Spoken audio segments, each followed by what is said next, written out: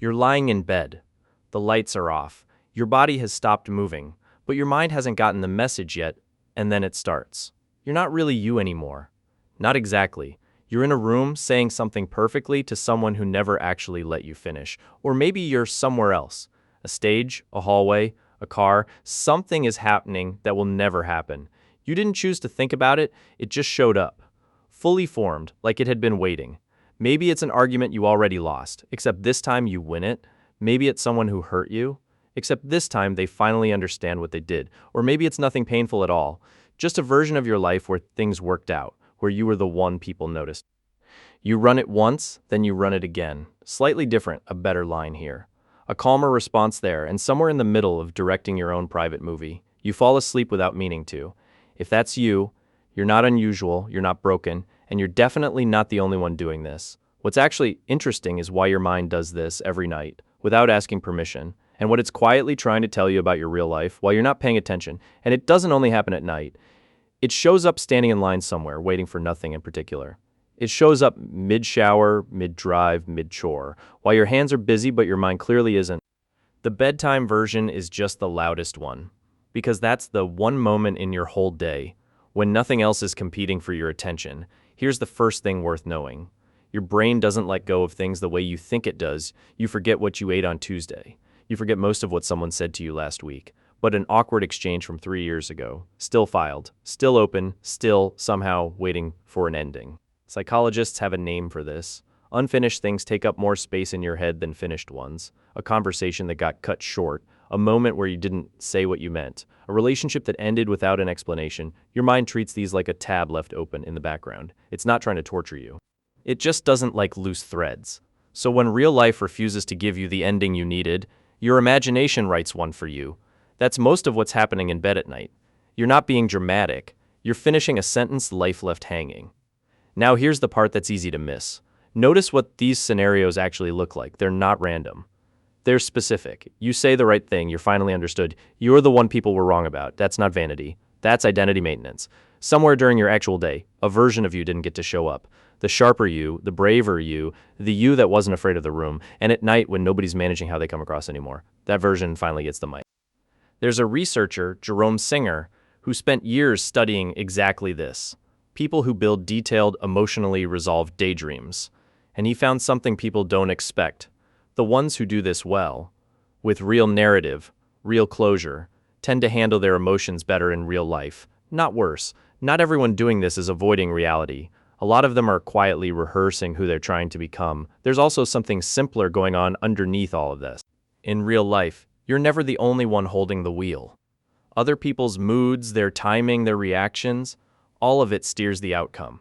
Whether you like it or not, you can plan exactly what to say and someone can still misread it in half a second. But in your head, you're the only driver in the room. You choose the words. You choose the pause. You choose how it lands. Nobody interrupts. Nobody misunderstands you on purpose. That kind of control doesn't exist anywhere else in your day. So it makes sense your mind keeps returning to the one place it does. So that's the light version. The versions where you win, where you're finally seen. But not every scene you run at night ends well, and that's where it gets a little more honest.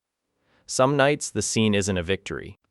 It's a goodbye you didn't get to say properly, an argument you're bracing for, a version of someone you lost, except in this one, they're still here. And you get 5 more minutes with them. Those scenes carry a different weight, and they deserve to be taken seriously, not brushed off as overthinking. When your mind goes to grief or longing right before sleep, it's not malfunctioning. That window right before you drift off. The one where your rational brain starts quieting down before your emotions do seems to be exactly when your mind processes what it hasn't had time to feel all day. The heavy scene isn't a symptom of being stuck. Sometimes it's the actual work of getting unstuck. There's something else worth saying, because almost nobody says it. The people who build the most detailed inner worlds, full casts, full storylines, arguments with people who aren't even in the room, are often people who grew up somewhere their feelings didn't quite land, where what they felt and what they were allowed to show didn't match. You couldn't say it out loud at the table, so you said it in your head instead. In the car, in the shower, in the dark, right before sleep. And over years, without really trying to, you built somewhere to put it. That inner world wasn't an escape from your life, it was a continuation of it, just underground, where nobody could interrupt it. And can we just admit it?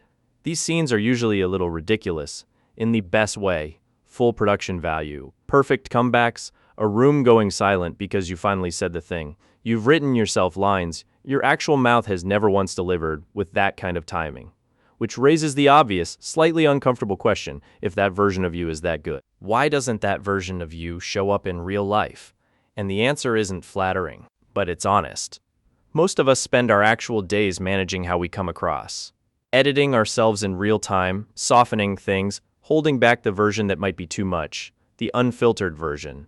The one who says the real thing takes up the real space only fully shows up when nobody's watching. When the lights are off, and there's no performance left to maintain, that person isn't fictional, that's you. Minus the editing. But there's a quiet trade happening here too, and it's worth naming honestly. The version in your head is so much easier to build than the version in real life. In your head, the hard conversation is already finished and it went fine. So some nights you rehearse it so completely that some small part of you feels like you've already had it. And that feeling, that little bit of relief, can quietly take the place of actually knocking on the door, not because you're lazy or avoiding things on purpose, just because the imagined version is finished and finished feels like enough. The scenario was never meant to replace the moment. It was only ever meant to prepare you for it. Here's something worth paying attention to, though. Not every scenario carries the same weight. If you actually pay attention over a few nights, a pattern tends to show up. Some people keep replaying the same kind of argument over and over with slightly different faces. Some people keep imagining the same kind of recognition, the same kind of applause just from different rooms. Some people keep returning to the same person, the same unfinished goodbye, no matter how much time has passed. The scenario changes its costume, but it keeps pointing toward the same direction, like a compass that gets spun around and quietly settles back to north every single time. That repetition isn't random either. It's usually the clearest, most honest signal you'll get all day about what's actually missing. Not what you think is missing when you're being reasonable about it in daylight, but what your mind decides is worth building an entire scene around night after night. So what do you actually do with that?